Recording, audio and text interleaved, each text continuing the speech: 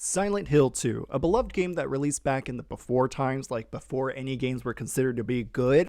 Excuse me, I said my Get off the stage! But these were the times before you were stuck in a lobby with a random kid yelling at you to get good. Get good, scrub. Silent Hill 2 was considered to be a commercial success. It was so good that it even landed a spot on PlayStation's greatest hit list. And if you know anything about PlayStation's greatest hits, is that they don't just put any type of games on these lists. Okay, these are actually good games. I'm a little bit offended that you would even think that these are even bad games, okay? I'm personally a big fan of the SpongeBob Battle for Bikini Bottom, okay? Spent countless hours of my childhood playing this game. But Sony, being the thoughtful, transparent, non-profited oriented company that it is, Do I still get the money? Of course. That'll be fine then. it thought of a way for other games to eventually earn the title of greatest hits. And that was through bit of years of selling themselves. Okay, so you want to party or what? And whether it be on the shelf of GameStop or at the corner of 5th Street, these games, if they ever wanted to get the title of greatest hits, they had to sell themselves so much to the point where they would be able to make up for the failures of their future brother and sister games. But of course, that's if the developing team wanted to see their game in the great hall of greatest hits. And lucky for the Silent Hill developing team, they didn't have to worry about that because their game got on there pretty quickly as it was well received. We'll take 20. But the luck didn't just stop there, as it was recently announced that Silent Hill 2 would be getting a remake. And this, for the hardcore fans, was a day of praise. A day to praise whatever dark entity allowed this to happen, allowed for James, the main character, to continue suffering. And so everybody and their mom and their grandma decided, let's go back and revisit this classic game. And me being a good little sheeple, I decided, why not get aboard this hi-fi train and see what all the craze is about. All right. Oh no. And because I lack critical thinking skills and my ego is as big as someone driving an oversized truck while firing bullets into the air, I figured, how hard can a game on the hardest of settings be? I mean, this game was from 20 years ago. How hard could it be? Well, not to toot my own horn here, but I'd like to think that I'm a pretty experienced player. I played a lot of Genshin Impact, and I played a lot of Animal Crossing, so this game should be a piece of cake. Well, I must be lactose intolerant because I nearly shitted My hands from how difficult the game was. Can't have a good game. I just can't have a good game. And it's not difficult in the sense where you have to think strategically or read enemy patterns. No, the difficulty lies in the game design or the possible bugs that I experience while playing the game. Look, let me explain. So you start off the game as the main protagonist, James. He's driving to Silent Hill looking for his wife, who is dead. But he's under the impression that she's still alive because of a letter she wrote him. After that, the game gives you a map that tells you that you need to go to this hotel. It is then that you realize that the game gives you no form of tutorial on how to control the character, which is fine. I guess Konami thought that they would have competent players playing the game, but boy, were they wrong because I'm playing the game. But honestly, it wasn't a big deal because you can just go into the settings, look at the button layout, and you'd be fine. You don't need a tutorial.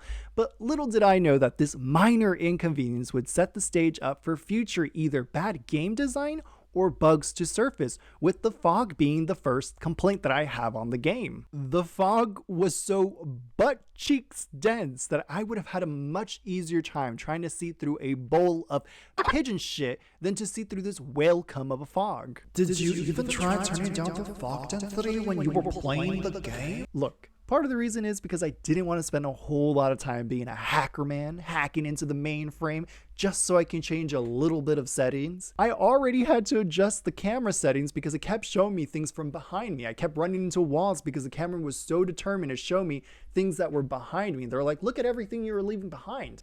Aren't you gonna miss it? And it really didn't help that I was playing this all on controller because everything was just everywhere. I know. How can you be a PC player and not use keyboard? This may come as a surprise to a lot of you, but I already disappoint my parents enough. Do you really think I want to add to it by being a pretentious keyboard player? But the other part to that is that I didn't want to reduce the fog density because I didn't want to take away from the intended experience. The experience being that you're constantly clueless of your surrounding unless you're in making outrageous shit, you can't see anything, or being angry and frustrated because you gotta constantly check your map to make sure you know know where you're going or to make sure that you're getting closer to a room, building, or road. And I get it, the whole point of the fog was not so players can say, Wow, there's a lot of content around here. as they run into the perpetual fog with bodies flying from the sides of the road.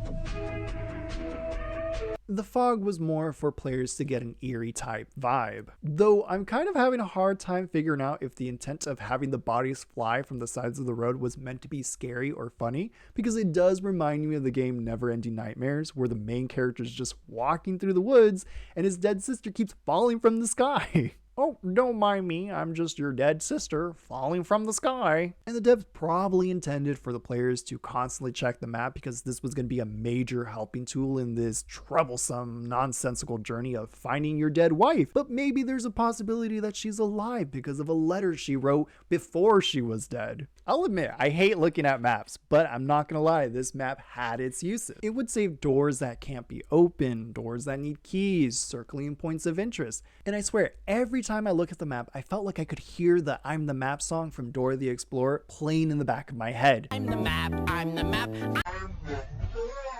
And I'd like to think that I have a pretty good understanding of when the issue lies with me and that I'm having a bunch of skill issues and that I just suck sweaty balls in most games. But I'd also like to think that I could tell when a game has a bad game design and possible bugs, because the first issue that I had to face was that I couldn't really kill anything in the game. It was really hard to kill any enemy out in the open. Let me explain. Now, most enemies in the game have two states before they die. They have their healthy state where they look like a tweaker head walking around McDonald's at 2 in the morning, and they have their injured state where they look like an elderly person looking for their life alert button. Now, beating the shit out of these tweaker looking things was not a difficult task. What was difficult was finishing the dang job. And just so I can stress how difficult of a time I had trying to kill anything in the game, I want you to imagine that you're beating up a piñata, okay? The piñata's on the floor and I give you a pretty large stick. I tell you, take off the blindfold because I want you to look deep into this piñata's eyes as you're beating that living crap out of it. Seems pretty easy, right? But what I don't tell you, because I am an asshole, is that you gotta find a sweet spot to be able to reach this piñata on the ground, because you have some sort of issue where you're too fucking tall to hit shit on the ground directly in front of you. And only until you find that sweet spot can you magically remember how to strike the shit on the ground. And just for the added shit and giggles is that this piñata can run away from you whenever it gets that itch in the ass to do so. So what? You could just get the enemies in the injured state and go about your day. Yugi boy, you activated my trap card, you dumb fuck. It's more like you activated the game's trap card, because these monsters have another effect where if you leave them long enough on the floor, they can self-heal themselves back into a healthy state. Hello, darkness, my old friend. And I'm kind of in between categorizing this problem as either a hitbox issue or a targeting issue, because later in the game, I did find a gun. And oh boy, did I praise it like it was a holy grail. And I thought that my problems were finally going to come to an end. I felt like a wise man, but instead of following a star through a desert to find baby Jesus in the barn, I instead fumbled my way through a foggy town in a dark as hell hallways just to find a gun in a shopping cart that was for some reason in someone's apartment. But I really thought that once I got a gun, I'd finally be able to kill all these monsters, until I saw that it took about 20 bullets to injure one and about 10 more just to finish them off. And the reason I had said earlier that some of the issues I faced could have been targeting issues was because James, the main character, can auto-target enemies. And this is a nice thing because a lot of the times the camera will angle itself in a way where you can't really see your enemies too well. So you really have to pray and hope that James is hitting the monsters. And you would think that with auto-targeting that James would target the closest enemy to him. But no, you moron. James is the main character. So naturally he decides who he targets or stays targeted to. And while I was getting frustrated with how poop the targeting system was, I end up finding out that Maria, the NPC I was given to babysit, ends up dying because she ends up taking too much damage. Look, I don't mind. I don't mind teammates dying, despite how useless they are, or how annoying it is to have them get in your way, or how they just suck at keeping themselves alive in general. I really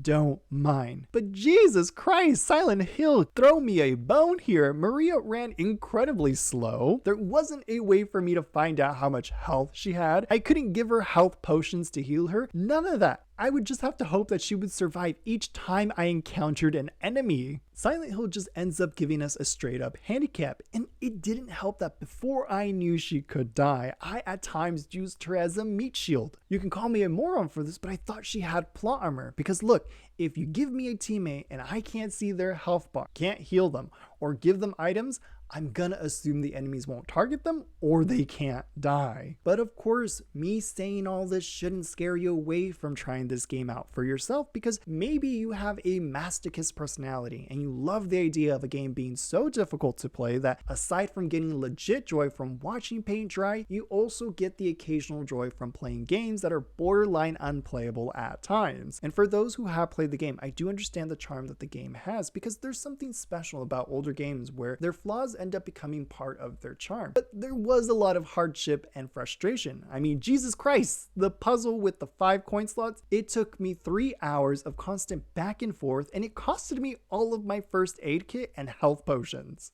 But most importantly, for those who are on the fence about playing the game, I recommend that you wait for the remake, watch a playthrough, or better yet, play the game on easy mode just for the story. And this is so it's easier to navigate through the enemies and not die as much while you're playing the game. So with all of that said, what do you guys think? Are you considering playing the Silent Hill 2 game, or are you just going to wait for the remake? Let me know in the comments below. This is Stupid Takes. Good night and goodbye.